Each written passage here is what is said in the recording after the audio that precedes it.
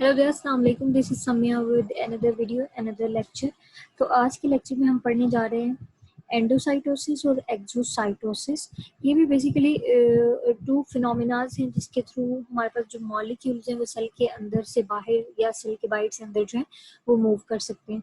तो अब हम वन बाय वन इनको डिस्कस करेंगे कि एंडोसाइटोसिस जो है हमारे पास वो प्रोसेस क्या है, इसके बाद जो एक्सोसाइटोसिस है वो क्या है। तो चलिए सबसे पहले स्टार्ट करते हैं विद एंडोसाइटोसिस।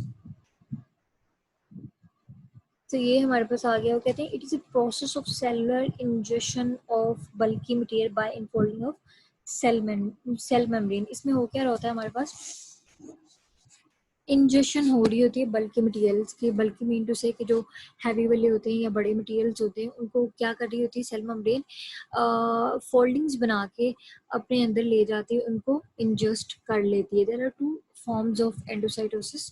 एंडोसाइटोसिस की जो दो टाइप्स हैं, सबसे पहले वाली हमारे पास जो है वो phagocytosis and the second one is pinocytosis. जो फेगोसाइटोसिस है उसको हम क्या कहते हैं, सेलुलर ईटिंग कहते हैं, और जो पाइनोसाइटोसिस है उसको हम कहते हैं सेलुलर ड्रिंकिंग। तो अब हम देखते हैं कि फिगोसाइटोसिस में किस तरह के मटेरियल जो है वो सेल मेम्ब्रेन अपने अंदर लेके जा रही होती है, और पाइनोसाइटोसिस में किस तरह के जो मटेरियल्स को वो अपने अंदर लेके जाती है।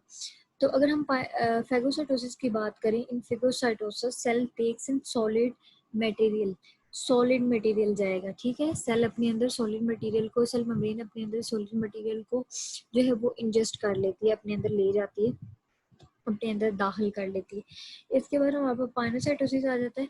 इसमें हमारे पास क्या होता है, जो लिक्विड ड्रॉपलेट्स होते हैं उसकी फॉर्म में हमारे पास जो है वो मटेरियल होता है जिसको सेल मेम्ब्रेन इन फोल्डिंग्स के थ्रू अपने अंदर जो है वो ले जाती है। तो इस तरह से हमारे पास हो रहा था। बेसिकली एंडोसाइटोसिस में होता क्या है, endo mean outside.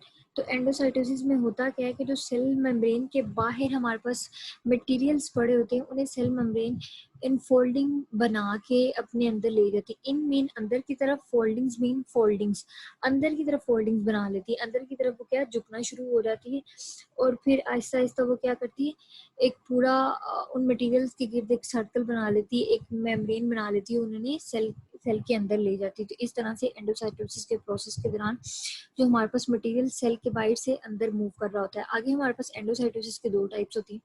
First one हमारे पास is phagocytosis and second one is pinocytosis. अगर हम फिगोसाइटोसिस की बात करें तो फेगोसाइटोसिस में हमारे पास सॉलिड मटेरियल जो है उसको सेल मेम्ब्रेन अपने अंदर सेल के अंदर लेके जा रही होती है इनफोल्डिंग बना के। अगर हम पाइनोसाइटोसिस की बात करें तो इसमें हमारे पास जो मटेरियल होता है वो लिक्विड फॉर्म में होता है, और यही इन दोनों में फ़र्क है हमारे पास। तो नेक्स्ट हमारे पास डायग्राम आ रहा थी। अगर हम डायग्राम में भी देखें, ये देखिए ये एक सेल मेम्ब्रेन है, ये साइटोप्लाज्म है सेल का, ये सेल मेम्ब्रेन है।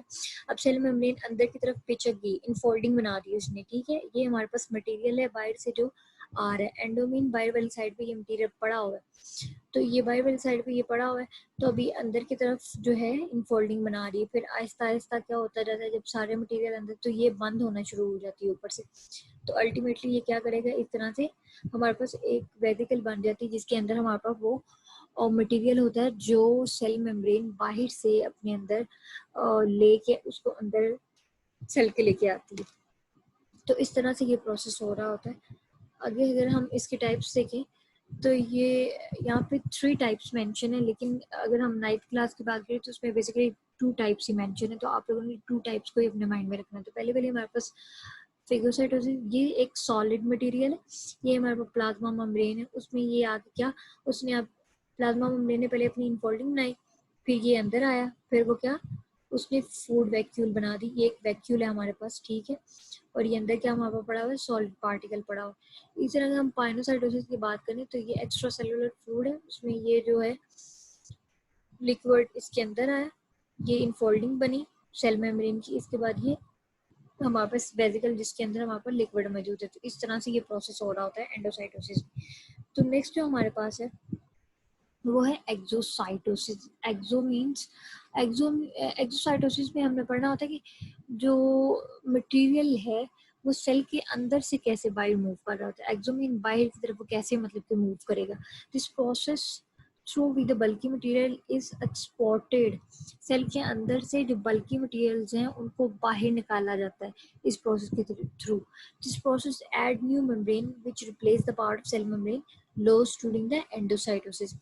अब एंडोसाइटोसिस में हमने देखा ना, ये देखें सेल मेम्ब्रेन क्या कर रही है, सेल मेम्ब्रेन का कुछ हिस्सा इस वेजिकल को बनाने में यूज हो रहा होता है। तो क्या सेल मेम्ब्रेन हमारे पास यूज हो रही होती, कम हो रही होती है।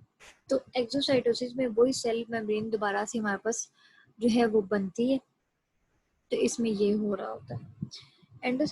एंडोसाइटोसिस में हम बाहर से जो है वो मटेरियल अंदर लेके आ रहे होते हैं, और एक्सोसाइटोसिस में हम अंदर से जो है बल्कि मटेरियल उसको बाहर जो है वो मूव कर रहे होते हैं। तो इसकी डायग्राम भी हमारे पास भी आ गई, जिसमें आप देखें ये सेल मेम्ब्रेन है हमारे पास। तो ये एक वेजिकल है जिसके अंदर हमारे पास मटेरियल है। तो ये इधर गया, ठीक है, ये मूव गया, पहले ये मूव करके सेल मेम्ब्रेन के पास किया, उधर जाके ये सेल मेम्ब्रेन से अटैच हुआ, फिर सेल मेम्ब्रेन खुली एंड ये जो प्रोटीन्स हमारे पास थी ये सेल के बाहर मूव कर गई। ठीक है, तो इस तरह से होता है। आई होप आप लोगों को जो है आज के लेक्चर की समझ आई। अगर समझ आए तो लाइक कीजिए, कमेंट कीजिए, and kindly subscribe to my channel and follow me on Twitter and Facebook. Thank you so much. Allah Hafiz.